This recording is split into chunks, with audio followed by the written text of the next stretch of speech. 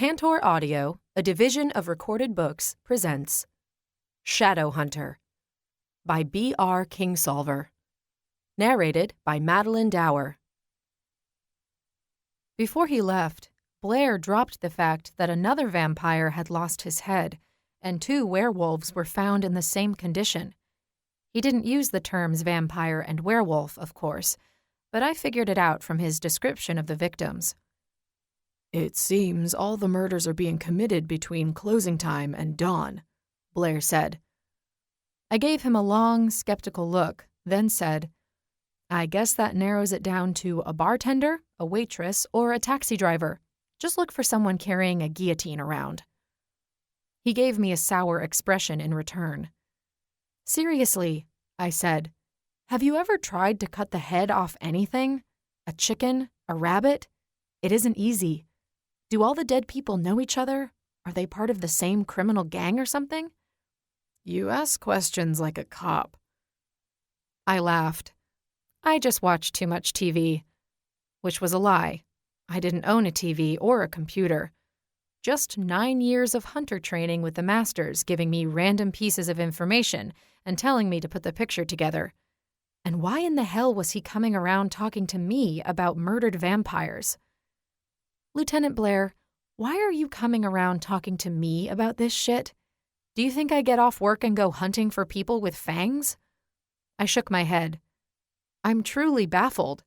Do I look like the kind of person who enjoys beheading people?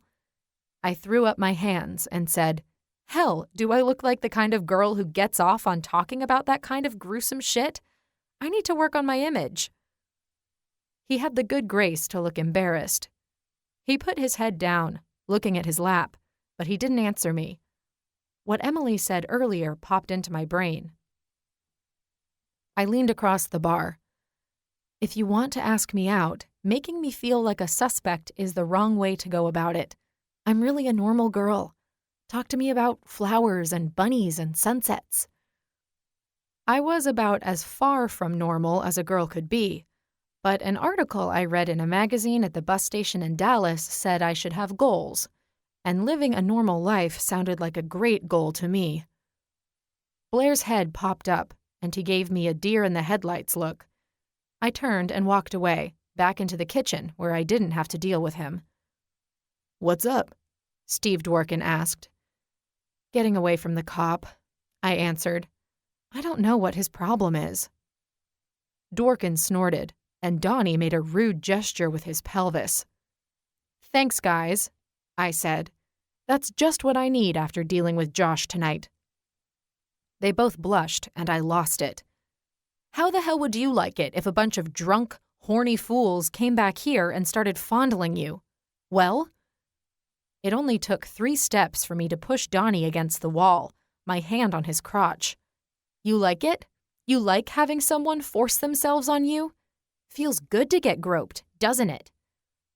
His expression told me all I needed to know. Whirling about, I was on Steve in an instant, bending him back against the grill, my hand squeezing his crotch hard and my mouth against his. Feels great, huh? Like a dream come true. Gee, ain't it great to have a woman jumping on your bones? I stepped back. They stood frozen, their expressions shocked. "Think about it," I said. "I put up with that shit every night, and everyone thinks it's funny. Jenny and Emily put up with it. It isn't funny. Fuck you. Fuck men. Fuck the world. You're lucky I don't start killing people tonight because I'm tempted." I spun around and went back to my station behind the bar. Blair was still there, his money sitting on the check. I picked it up and rang up the transaction, then gave him his change with the receipt. "I apologize," Blair said. "I didn't mean to make you feel like I suspected you of anything."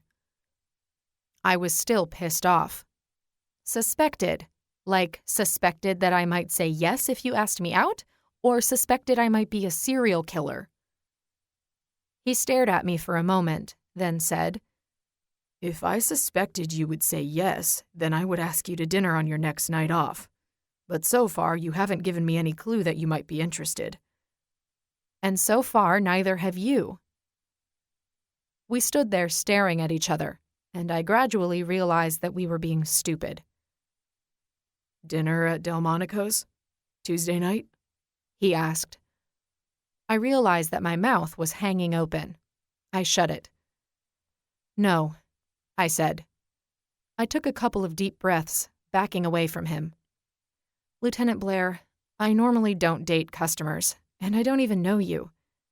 Hell, I had never dated anyone unless I intended to kill them." I stared at him and couldn't figure out what to say. Did I want to make things so final?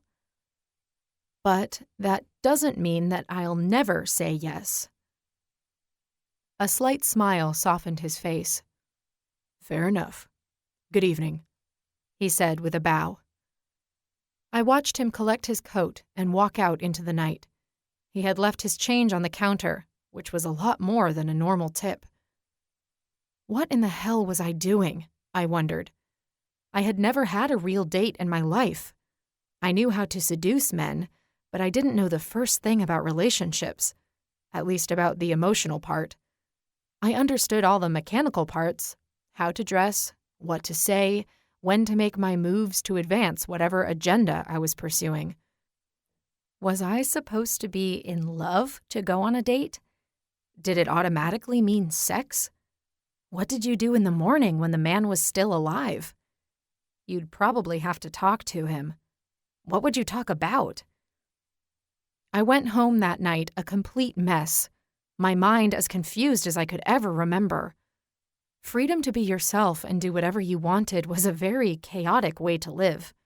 No wonder the world was so screwed up. Who was I, and what in the hell did I want to do? So far, I had simply run away from my past. But what was I going to do with my future? I was used to a lot more structure. Day-to-day decisions weren't something I had been trained to deal with. And, on the other hand, I was scared something fierce of anyone telling me what to do. 9 years of being a good girl and following orders proved that my sense of who to trust couldn't be trusted. Was I simply gullible? Naive? Or maybe just dumb? I wanted to trust Sam, and I wanted to trust Blair. But how was I to know if that was the right thing to do? Every way I turned seemed to present some kind of danger. Sometimes I just wanted to give up, but I didn't know how to do that either. Copyright 2019 by BR Kingsolver.